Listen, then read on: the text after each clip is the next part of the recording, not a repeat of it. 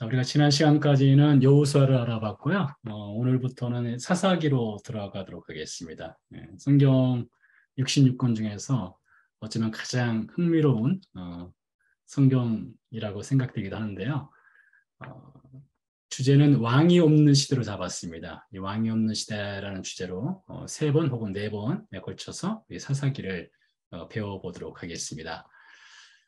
왕이 없는 시대 1, 2, 3 그리고 마지막 섹션에 가서는 이제 기도원에 대해서 좀 알아보려고 합니다. 자, 사사기 오늘 첫 시간인데요. 오늘은 사사기에 대한 개관, 좀 전체적인 개관을 좀 해보도록 하겠습니다.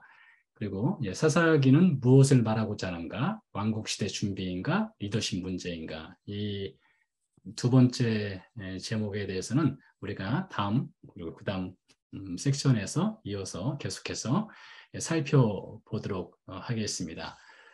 사사기는 히브리어로는 쇼페팀이라고 부릅니다. 참고로 히브리어는 오른쪽에서 왼쪽 방향으로 이렇게 있죠.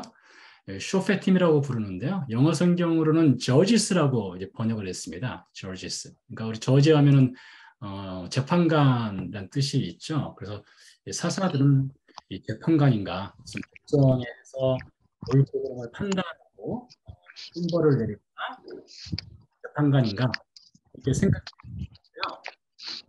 사사기는 그런 책은 아닙니다. 재판관은 아니고 잠시만요.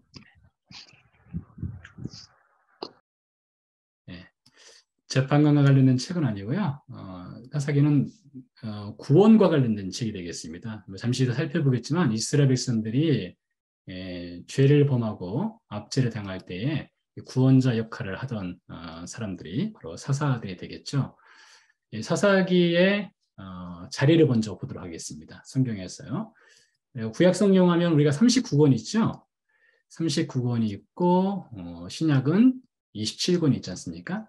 그래서 39, 27에서 도합 66권 이렇게 외우기 쉽게 되어 있는데요. 성경 66권이면서 전체를 성경책 하나로 보기도 하죠.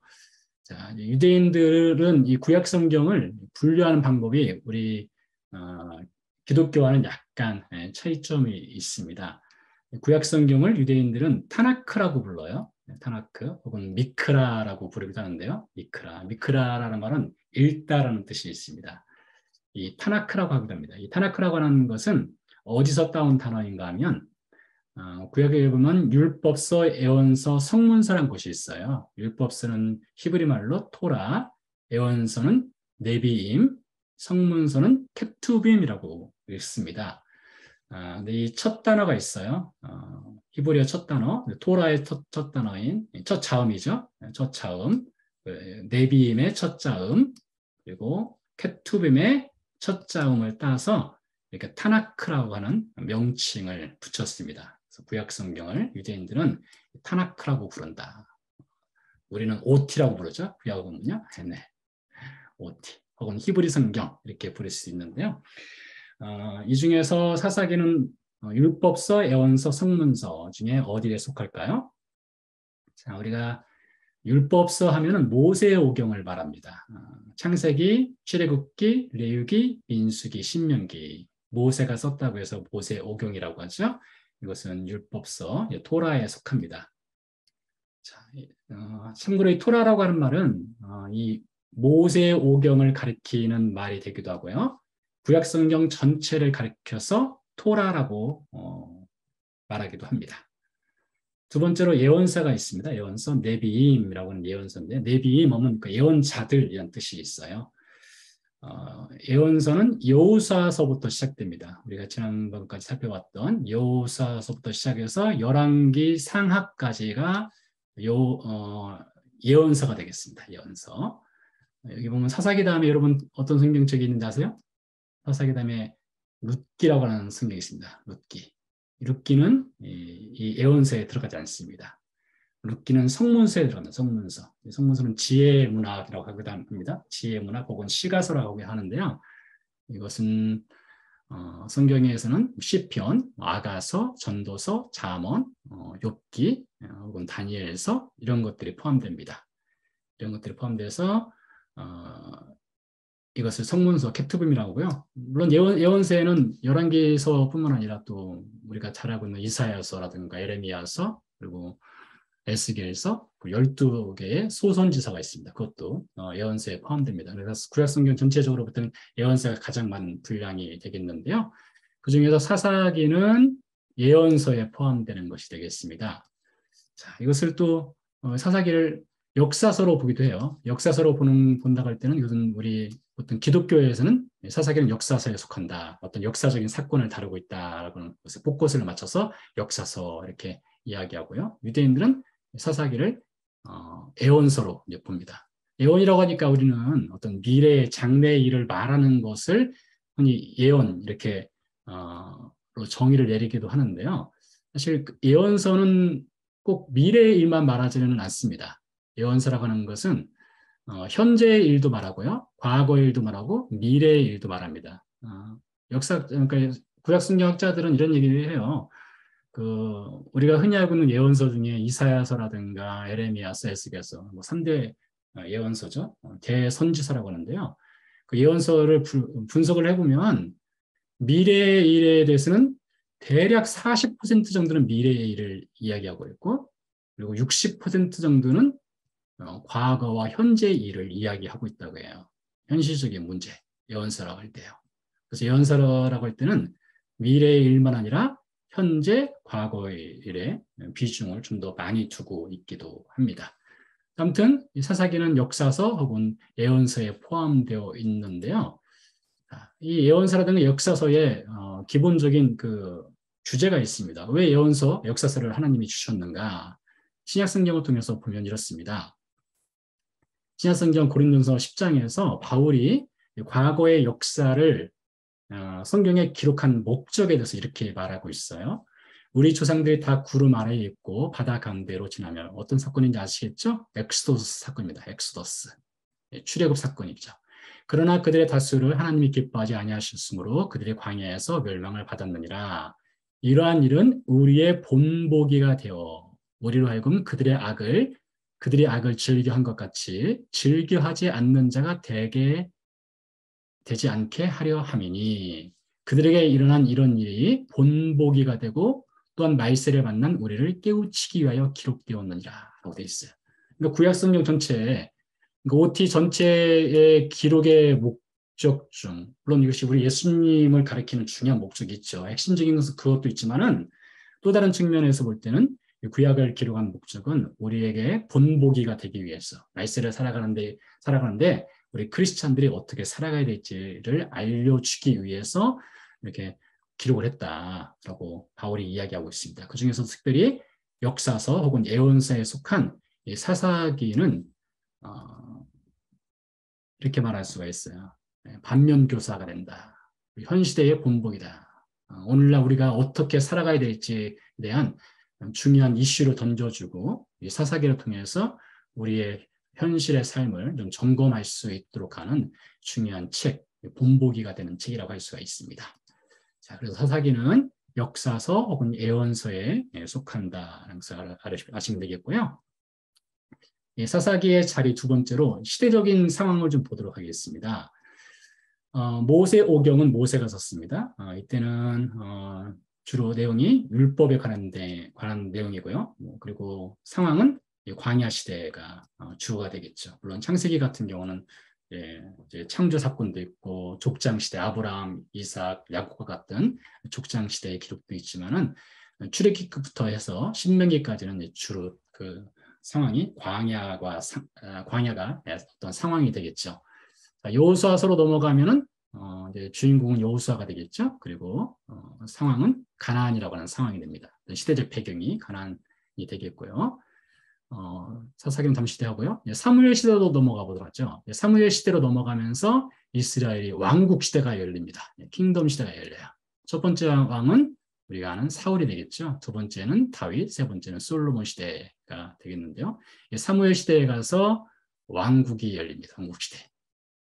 자, 그리고 여호수아는 정복 시대죠. 물론 우리가 지난 시간에 본 것처럼 여호수아에서의 중요한 주제는 순종이다. 토라에 대한 순종이다라는 것을 배웠지만, 자, 여호수아 시대를 끝나고 사무엘 시대 왕국 시대가 열리기 그 사이에 있는 시대가 바로 사사기 시대가 되겠습니다. 사사들이 다스리던 시기가 되겠는데요. 대략 시기는 300년에서 400년 사이가 되겠습니다. 정확한 연수를 알 수 없어요. 300년에서 400년 정도가 사사기 시대가 되겠습니다.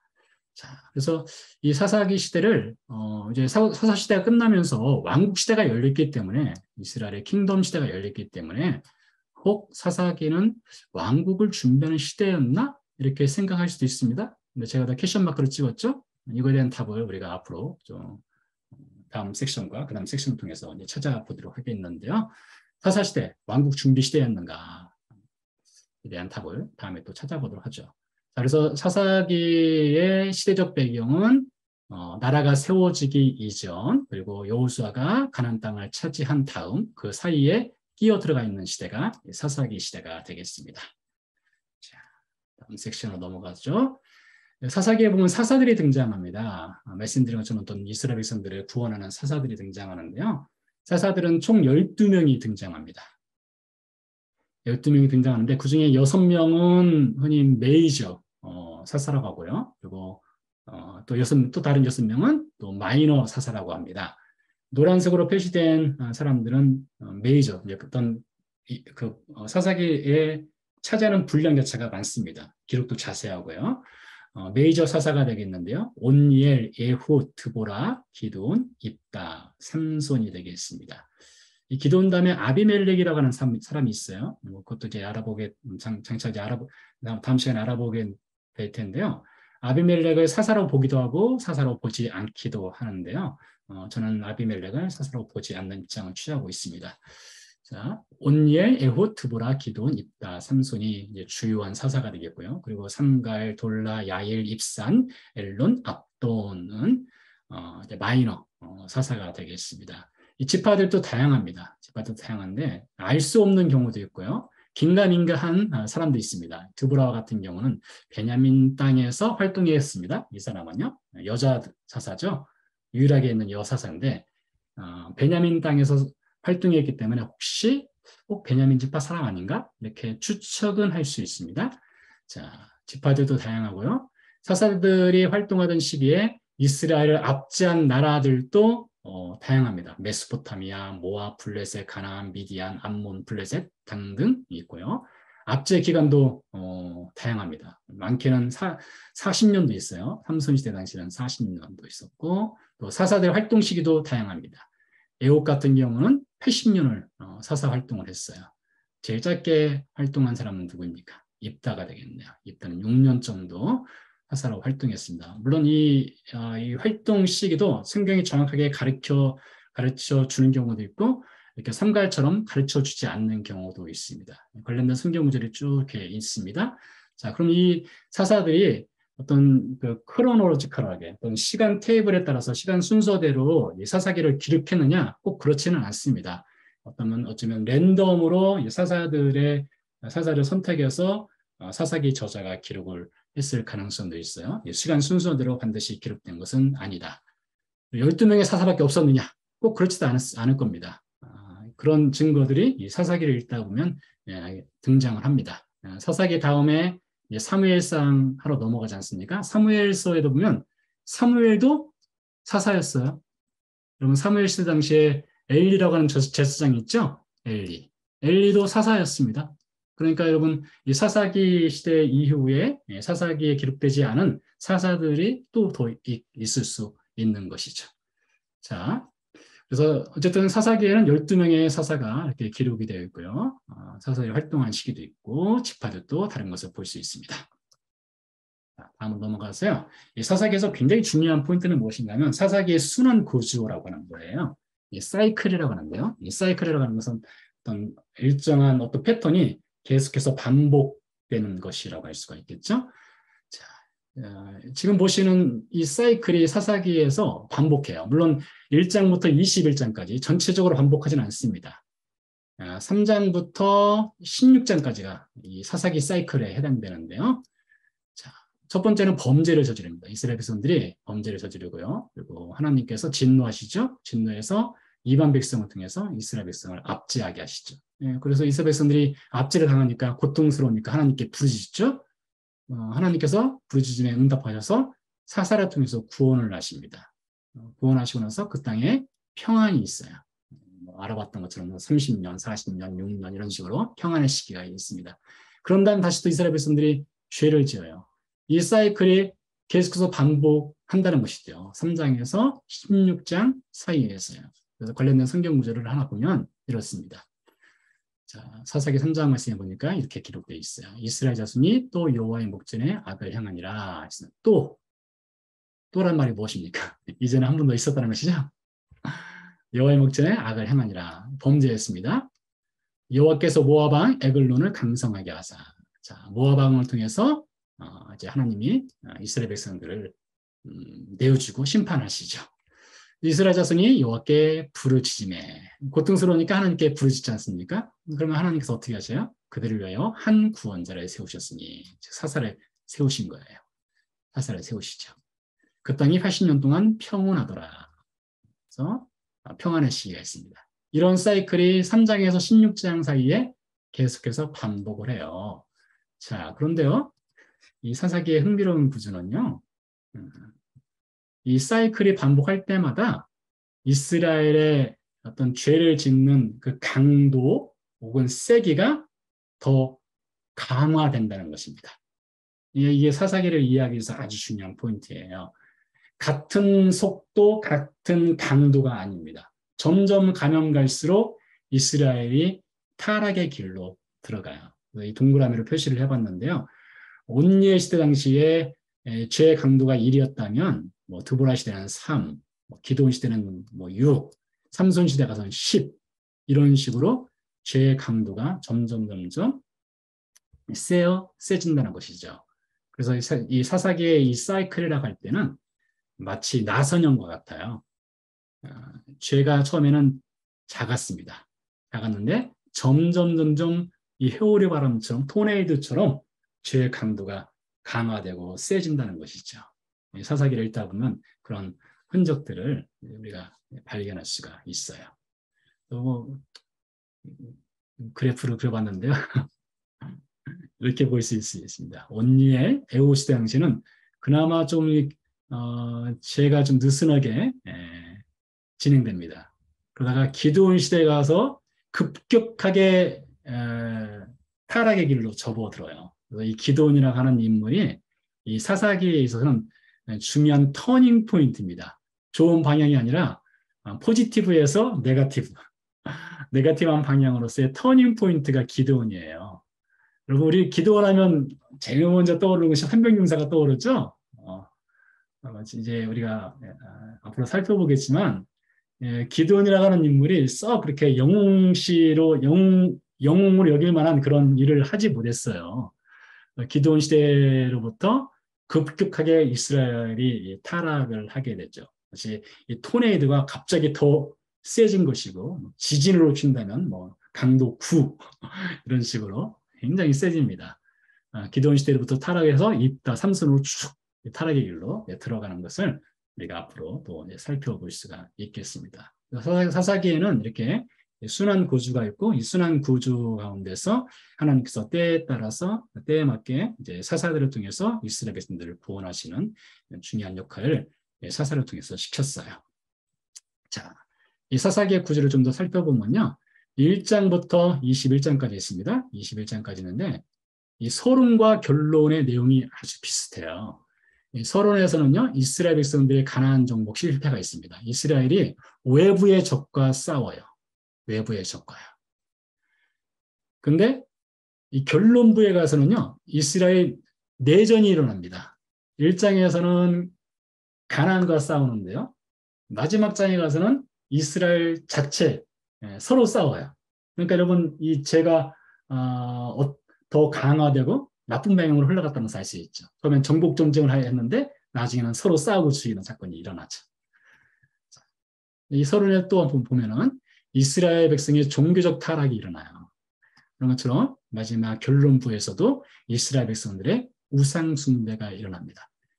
근데 이 2장에서 3장 사이의 종교적 타락은 외부의 영향이 있었어요. 외부의 영향으로 인한 종교적 타락이었습니다. 그런데 결론에 가서는 우상숭배가 내적으로 일어난 우상숭배입니다. 외부에서 영향을 줘서 우상숭배가 일어났었는데 후에 가서는 내부에서 우상숭배가 발생해요. 그러니까 여러분 이 타락의 강도가 점점 세진다는 것을 볼 수가 있기도 하죠. 자, 사사들을 보면요. 긍정적인 평가를 받는 사사들이 있어요. 온니엘이라든가 예훗, 드보라 같은 경우는 긍정적인 평가를 받습니다. 10점 만점에 뭐 10점에서 8점 정도 주실 수 있다고 해요. 그러나 기드온 시대에 가서 말씀드린 것처럼 아주 급격한 터닝 포인트가 일어납니다. 그러면서 종교적 타락과 리더십 문제가 발생을 해요. 기드온 시대 때부터요. 기드온 시대 때는 뭐 F까지는 그렇다 치지만 뭐 D 정도 질 수 있지 않을까, 한 3점, 4점 정도 질 수 있지 않을까 싶습니다. 자, 기드온의 아들이 아비멜렉이라는 아들이 있어요. 아주 흥미로운 인물인데요. 아비멜렉은 말씀드린 것처럼 사사로 볼 수 있느냐, 아니면 사사가 아니냐를 가지고 학자들의 이제 여러 논쟁이 있기도 합니다. 자, 아무튼 아비멜렉, 입다, 삼손은요 매우 부정적인 평가를 받는 사사들입니다. 이 방향도 볼 수 있어요. 긍정적인 포지티브한 방향에서 조금은 내추럴한 방향, 그리고 나중에 네거티브한 방향으로 흘러가는 것도 볼 수 있는데 이것도 사사기의 중요한 흐름 구조죠. 나선형으로 점점 타락의 방향이 깊어지고 넓어진다는 걸 볼 수 있죠. 그래서 결론을 내리면서 사사기 저자가 어떻게 결론을 내리냐, 5번에 걸쳐서 4번인가요? 4번에 걸쳐서 반복하는 말이 있어요. 그때 이스라엘의 왕이 없으므로 사람이 각기 자기의 소견에 옳은 대로 행하였다. 이 사사 시대의 사람들의 삶을 규정한 거예요. 이렇게 살았다는 거예요. 왕이 없으므로. 도대체 이 왕이 어떤 왕인가에 대해서 우리가 또 앞으로 이제 살펴보게 될 텐데요. 아무튼 왕이 없음으로 인해서 사람들이 자기 소견에 옳은 대로, 자기 주장하는 대로 살았다는 거예요. 마음대로. 방탕한 삶을 살게 되었다. 이렇게 사사기는 결론을 내립니다. 자, 그럼 사사기는 누가 썼을까요? 제가 사사기의 저자를 기록하지 않았는데요. 사실 알 수 없습니다. 물론 이제 어떤 사람들은 솔로몬이 아니죠. 사무엘이 썼다라고 하는 것이 대세를 이루고 있는 주장이긴 하지만 정확하게 사사기를 누가 썼는지는 알 수 없습니다. 자, 그래서 사사기 2장 11절에서 17절을 읽어보면 이 사사기의 전체적인 내용을 일종의 블루프린트로 알려주는 내용이에요. 2장 11절부터 17절까지가 사사기의 흐름이 어떤 방향으로 흘러가는지를 쭉 짧게 이제 알려주는, 스포일 시켜주는 것이 되기도 합니다. 그래서 사사기의 구조를 보면 점점 죄가 더 강해지고 악해져 간다라는 것을 볼 수 있기도 합니다. 자, 마지막으로 그래서 이렇게 해봤어요. 죄의 가속도를 붙여봤습니다. 브레이크 없이 죄가 점점 강화되는 것을 사사기에서 확인할 수가 있는데요. 온열 시대로부터 삼손 시대로 가면서 3장에서부터죠. 3장에서부터 16장, 물론 17장에서 21장도 마찬가지가 한데요. 사사들만을 기준으로 본다면 온열 시대부터 삼손 시대까지 점점 죄의 강도가 세지고 깊어지고 넓어진다는 것을 볼 수가 있어요. 자, 근데 이것이 이렇게 보여지기도 합니다. 사탄이 우리가 어떤 죄를 지을 때에 사람에게 죄를 짓도록 이렇게 유혹하거나 사람을 넘어뜨릴 때에 한 방에 아퍼커트를 날리지는 않는 것 같습니다. 이 사사기의 구조를 보더라도요. 조금씩 죄를 범하고 죄의 감각을 무뎌지게 합니다. 여러분 뭐 이거 아실 거예요. 뭐 개구리가 냄비 안에 들어가 있는데 처음부터 뜨거운 물 안에 개구리를 집어넣으면 어떻게 할까요? 펄쩍 튀어오르겠죠? 도망갈 겁니다.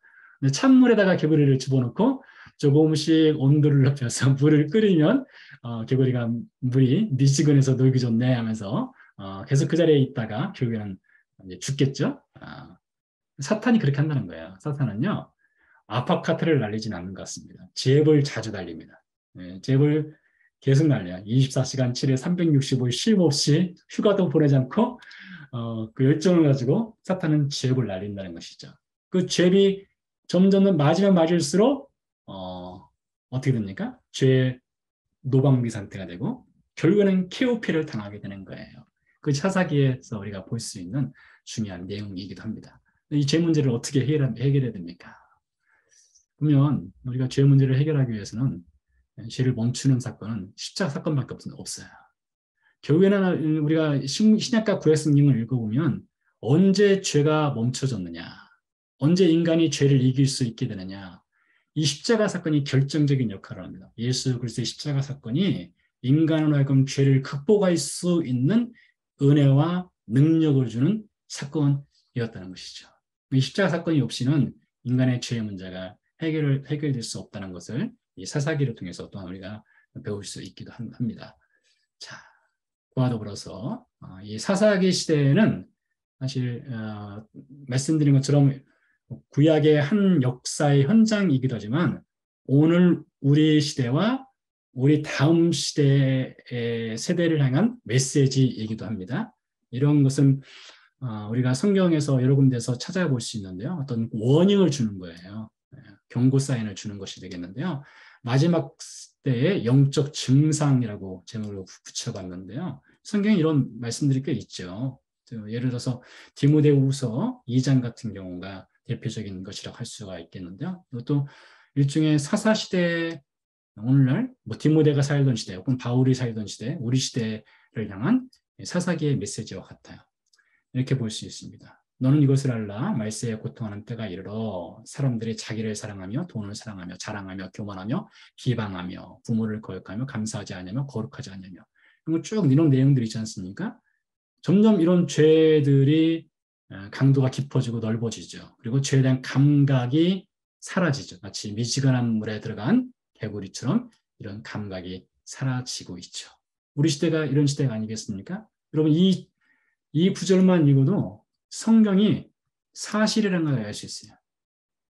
우리가 보고 우리가 경험하고 있는 시대를 성경이 미리 증언을 했잖아요. 그리고 실제 우리가 늘 보고 있는 삶의 현장이기도 하죠. 디모데서 2장, 디모데후서 4장에 보니까 때가 이르리니 사람이 바른 교훈을 받지 않으며 귀가 가려워서 자기의 사욕을 따를 스승을 많이 두고 또 그 길을 진리에서 돌이켜 허탄한 이야기를 따르리라. 사람들이 제일 듣기 싫어하는 메시지 중에 하나가 십자가 메시지예요. 십자가 메시지입니다. 예수 그리스도에 관한 메시지를 별로 안 좋아해요. 죄에 관련된 메시지 별로 듣고 싶어 하지 않는 시대입니다. 그래서 어떤 학자는 그런 얘기를 했어요. 지난 2000년 기독교 역사상 참된 기독교 메시지가 과연 있었는가라는 아주 회의적인 말을 하기도 합니다. 이것이 아주 차근차근 사탄이 잽을 날리듯이 우리에게 주는 거예요. 그냥 죄에 대해서 무감각하게 살아가도록 가도 아무런 문제가 없도록 한다는 것이죠. 자, 이런 때 우리가 구해야 될 것이 있습니다. 누가복음 11장 1절인데요. 예수께서 한 곳에서 기도하시고 마치심에 제자 중 하나가 여짜오되 주여 요한이 자기 제자들에게 기도를 가르친 것과 같이 우리에게도 가르쳐 주옵소서. 예수님께서 이 제자들의 요청에 따라서 그 주님의 기도라고 하는 주의 기도를 가르쳐 주지 않았습니까? 여러분 사도금서에서 제자들이 예수님께 요청한 것 중에 가장 위대한 요청이 바로 이것이지 않을까 싶어요. 주여 우리에게 기도를 가르쳐 주옵소서. 여러분 마지막 때 영적 증상은요, 죄의 무감각입니다. 죄가 더 깊어지고 강화되고 있지만 우리는 점점 죄에 대해 무감각해져요. 왜냐하면 우리가 그동안 사실 사단으로부터 잽을 많이 맞아왔어요. 그래서 사실 이 죄에 대한 감각이 많이 사라져 있습니다. 이게 오늘 우리의 모습이거든요. 그럴 때 우리가 간구해야 될 것이 있어요. 죄에 대한 감각을 키우기 위해서는요, 거룩과 기도의 부르심을 우리가 간구해야 됩니다. 여러분, 우리가 거룩을 사모하지 않으면요, 죄의 감각이 점점 무뎌질 수밖에 없고요. 우리가 기도의 자리로 나가지 않으면은 우리는 사탄의 잽에 맞아서 결국에는 KO패 당할 수 있어요. 그런 여러분, 이 제자들의 기도를 기억하십시오. 이 사사기에 죄가 가속되는 시대를 살아가고 있는 우리에게 필요한 것은 무엇입니까? 우리에게 기도가 필요해요. 영적으로 깨어있고 영적 감각이 살아날 수 있는 기도를 해야 됩니다. 그렇지 않으면 우리는 잽을 맞아요. 네. 오늘은 사사기의 간단한 개관과 구조에 대해서 살펴보았고요. 어떻게 우리가 이 영적으로 무감각한 시대, 죄 무감각한 시대에 우리가 어떻게 그 감각을 키울 수 있는가에 대해서 함께 생각을 해보았습니다.